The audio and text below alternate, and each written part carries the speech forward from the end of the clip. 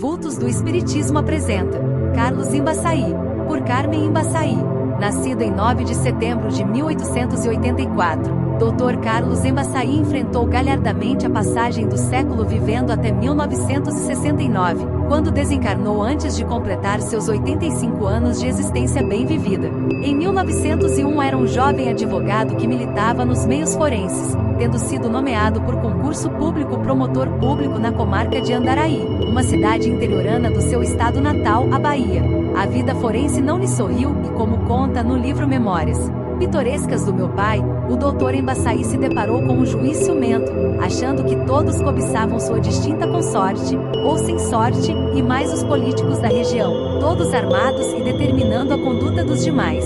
Não podendo cumprir sua função, foi obrigado a largar a magistratura, vindo para o Rio de Janeiro, onde, ainda por concurso, ingressou na carreira de estatístico do Ministério da Fazenda. Foi aí que conheceu Amaral Ornelas, o grande poeta espírita, com o qual fez amizade e teve seus primeiros contatos com o estudo doutrinário. Não vamos repetir aqui o que o livro de suas memórias, já citado, narra. Por esta época, já dedicado à literatura, havia escrito seu primeiro romance, intitulado Leviana, e que era um pouco da sua própria história com a fantasia do literato, juntado outros fatos ao enredo, a fim de criar a trama romântica. Como ainda não era espírita, o autor imprimiu no livro a sua já configurada tendência para o conhecimento dos estudos referentes à doutrina codificada por Kardec. Achas curioso tal fato e posteriormente ele próprio, já desencarnado, veio complementar a obra, dando-lhe as explicações espirituais que envolviam a trama.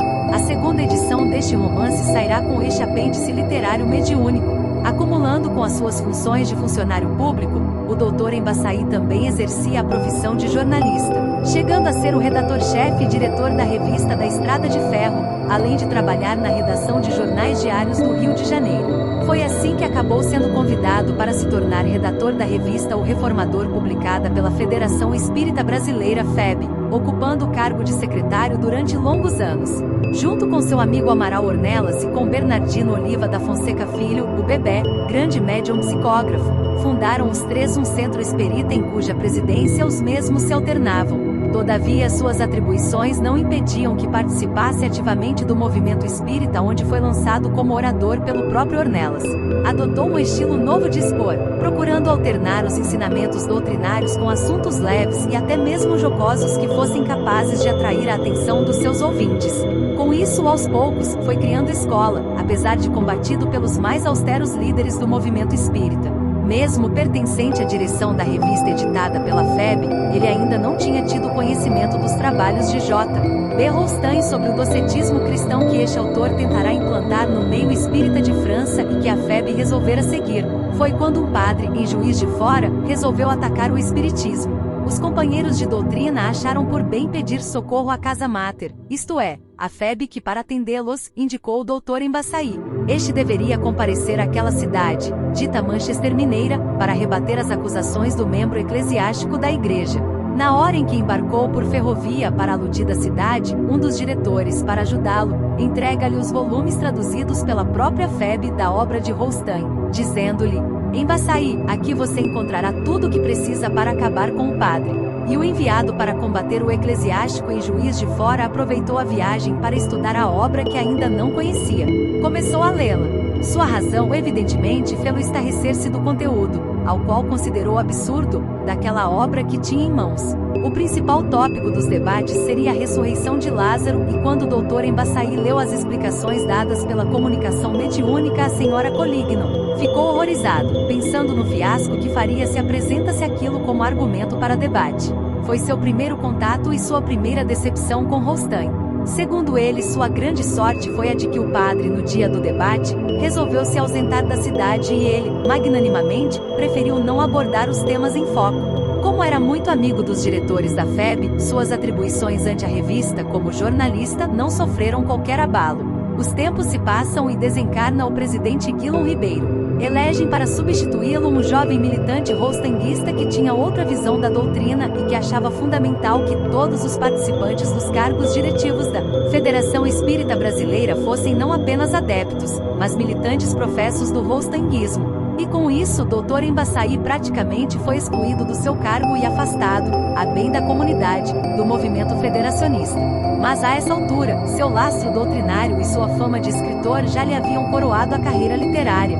Foi dessa forma que seus novos livros encontraram uma série de editores fora do contexto febiano para serem publicados. E sua bagagem foi enriquecida com excelentes livros cujas edições esgotadas mereciam nova republicação. Afastado da FEB, passou a ser um dos grandes expoentes, ao lado de seu querido amigo e conterrâneo Leopoldo Machado, o baluarte dos movimentos espíritas que não tinham apoio daquela entidade.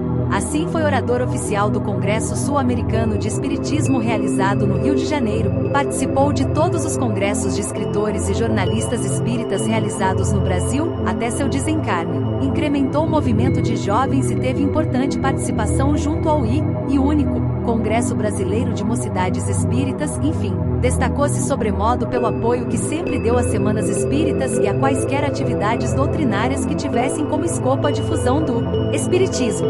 Junto com sua esposa, participou do Teatro Espírita, encenando esquetes e pequenas peças ou entreatos durante Semanas Espíritas, escrevendo, até, uma comédia intitulada Firma Roscoe e Cia, incentivando os jovens espíritas à arte pura e sadia, enfim, como literato, como jornalista e como expositor doutrinário, realizou uma obra gigantesca que, sem dúvida, deixou um marco indelével em nosso século XX. São inúmeros os casos pitorescos de sua vida, contados em livro e que merecem ser lidos por todos. Além de divertir, mostra a verve de um grande baluarte da doutrina que soube aliar a difusão doutrinária com a arte e com sabedoria.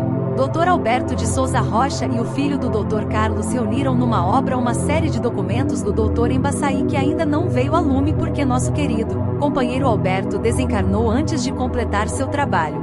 São acervos do arquivo pessoal do grande escritor com cartas particulares, inclusive uma endereçada a Vantuil de Freitas quando presidia a FEB, que é um libelo terrível contra o rostangismo.